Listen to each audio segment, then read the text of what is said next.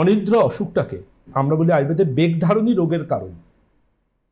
বেগাত ধারণা আমাদের যে বর্ণনা করা আছে। ইউরিন যদি কেউ চেপে থাকেন তিনি বেশি বয়সে বিছনায় টয়লেট করবেন।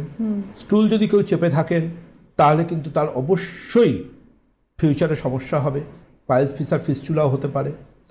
কেউ যদি হাঁচি আটকান তার কানের পর্দা পর্যন্ত সমস্যা আসতে পারে। কেউ যদি কাশি আটকান, মানে যেগুলো ন্যাচারাল কল আয়ুর্বেদ বলছে ভুলেও আটকাবে না। নিদ্রাও তেমন একটা ন্যাচারাল কল। নিদ্রারও বেগ ধারণ করলে অনিদ্রা রোগ আসবে।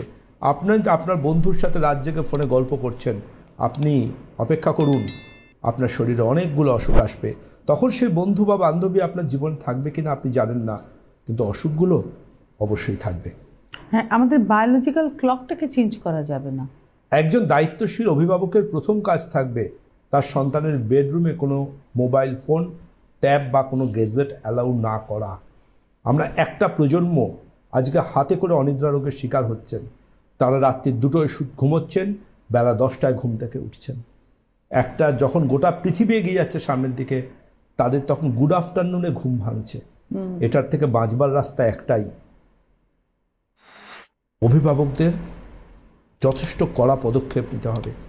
বেডরুমে ফোন নিয়ে গল্প নয়।